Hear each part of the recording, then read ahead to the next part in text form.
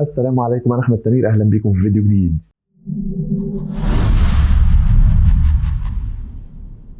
النهارده حل العرض فرايدي نايت سماك داون، عرض الفول اوت لراسل مانيا 40. بس قبل ما نبدا عايزك تشترك في القناه لو مش مشترك وتعمل لايك للفيديو، ويلا بينا نبدا في العرض اللي بدا بيه كودي رودز. دخل لي الحلبه واتكلم كودي وقال في عرض الرو اللي فات يوم الاثنين انا كنت بتكلم وقاطعني ذا روك، ودخل اداني حاجه في ايدي، والحاجه دي انا عرفتها على طول، وهي كانت هديه كنت مديها لي ذا روك زمان وهو رجعها لي، وقال لي انه هيغيب فتره ويروح لي هوليوود، وبعد كده لما يرجع هيجي علشاني. فانا حابب اقول لي ذا روك ان هترجع مكاني او هترجع علشاني، هتلاقيني مش هتلاقي صعوبه في ان انت تلاقيني، علشان هكون انا موجود واقف هنا في الحلبه ومستنيك.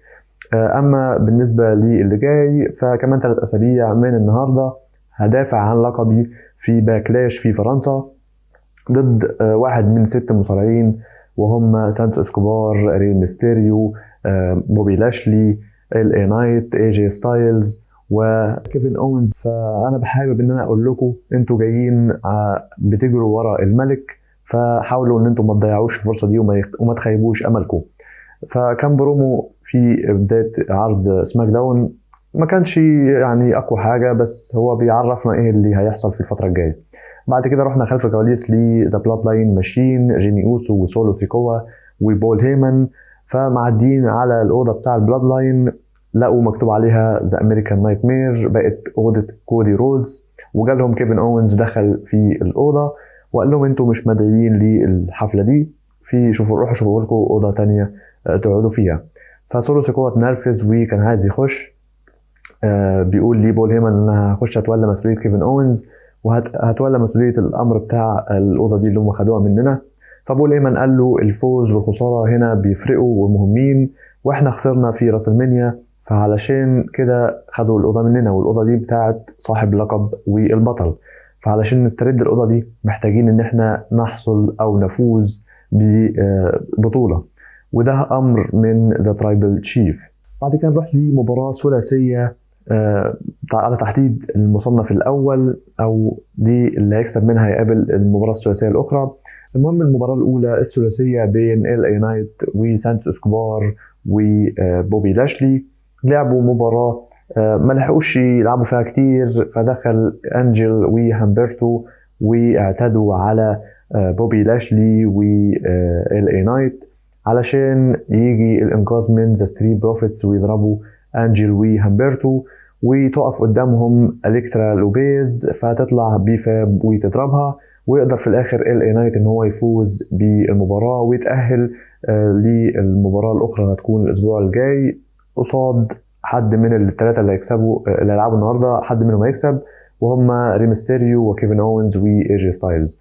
رحنا خلف الكواليس دي ريمستيريو بيتكلم عن سانتوس اسكوبار ان هو خسر المباراه دي، وقال ان القدر هو السبب في ان سانتوس هو اللي بيخسر الليله دي، ودايما الحقيقه بتنتصر والخير دايما بينتصر على الشر. لكن خلينا ننسى سانتوس دلوقتي، وخلينا نركز الليله دي على كيفن اونز واي جي ستايلز، علشان انا حاسس بعد ما خدت الهول اوف فيم حاسس اني اقدر افوز بلقب تاني في المسيره بتاعتي.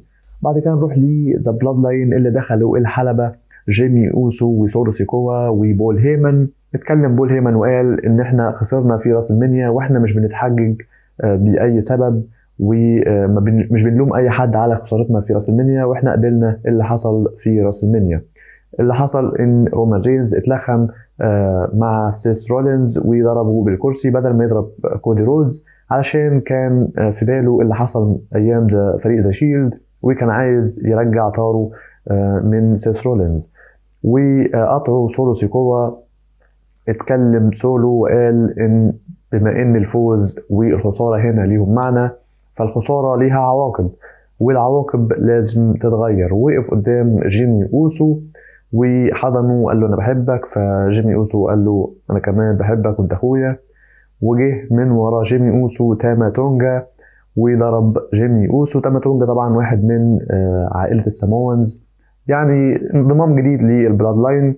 بدأ سولو سيكوا يعمل سامون سبايك على جيمي اوسو، وكان بول هيمن عايز يتصل برومان رينز، فسولو سيكوا مسك منه التليفون ورماه في الارض وداس على التليفون، ونزلوا جابوا كرسي وحطوه على رقبة جيمي اوسو، وجري سولو سيكوا وضرب جيمي اوسو وهو في الكرسي.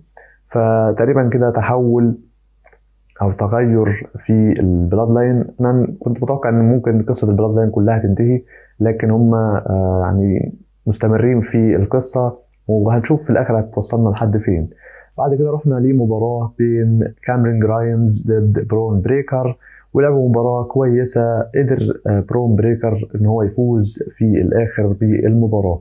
بعد كده نشوف برومو خلف الكواليس من اي جي ستايلز بيقول ان الليله دي هو تصليح للي حصل او اللي باظ في راسلمانيا، ويا كيفن اونز ويا ري ميستيريو انتوا واقفين في طريقي وانا هعدي عليكم علشان اوصل للي انا عايزه.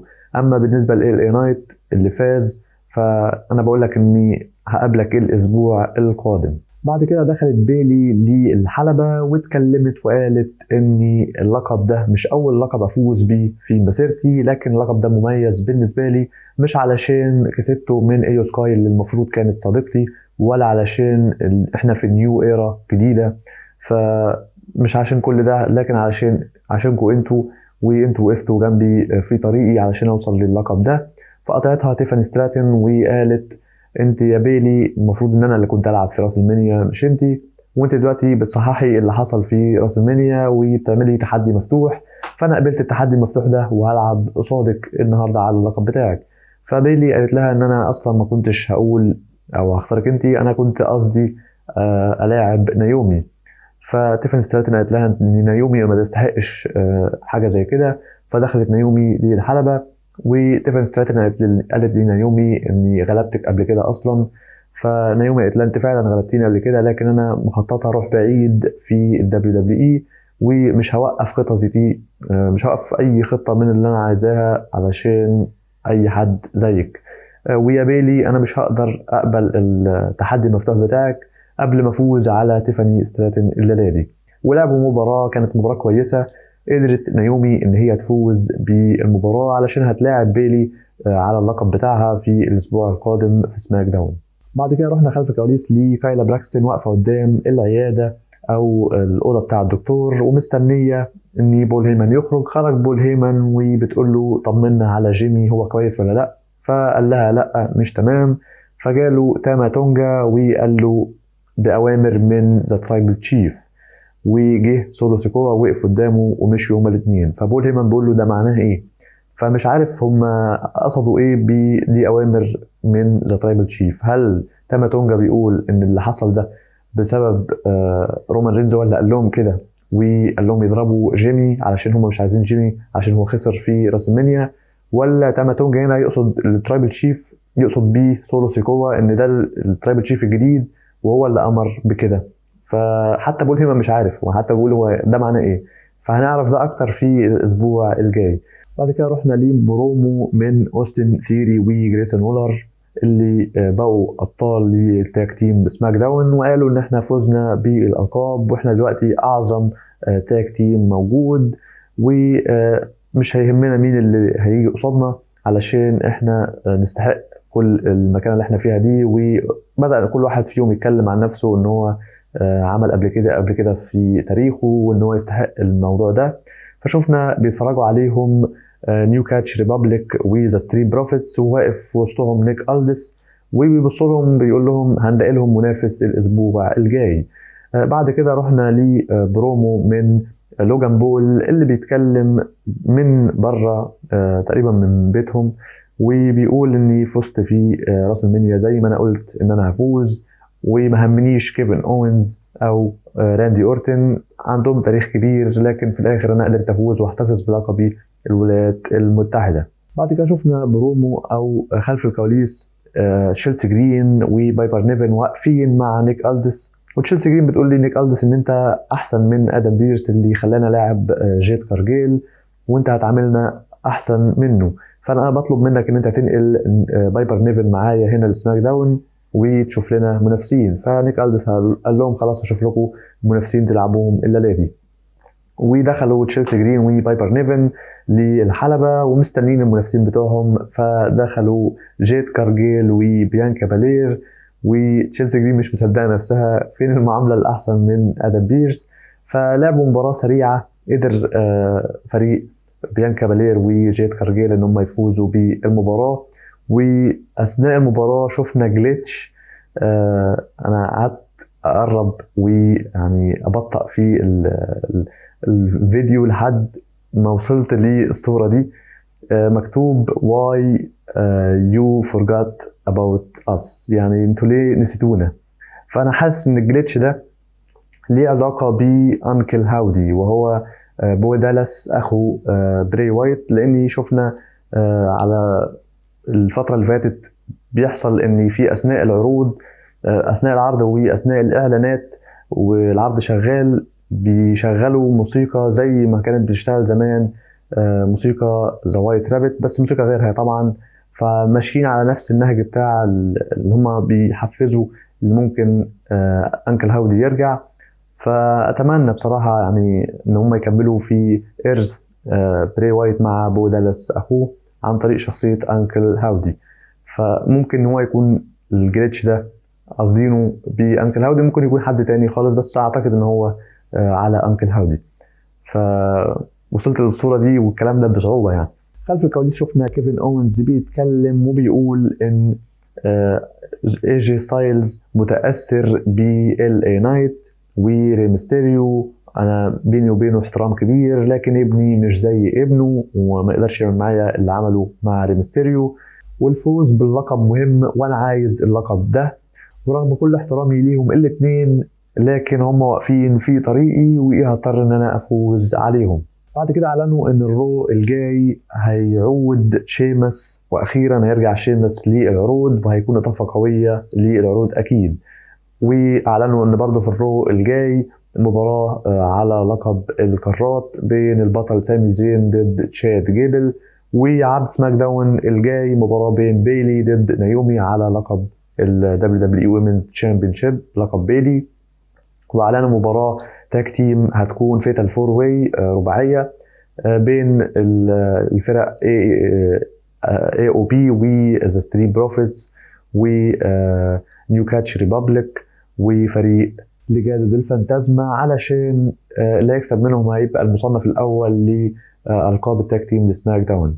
وبرضه في مباراة أخرى في سماك داون القادم، وهي طبعا المصنف الأول على لقب كودي رودز بين LA نايت واللي هيفوز في مباراة المين ايفنت الليلة.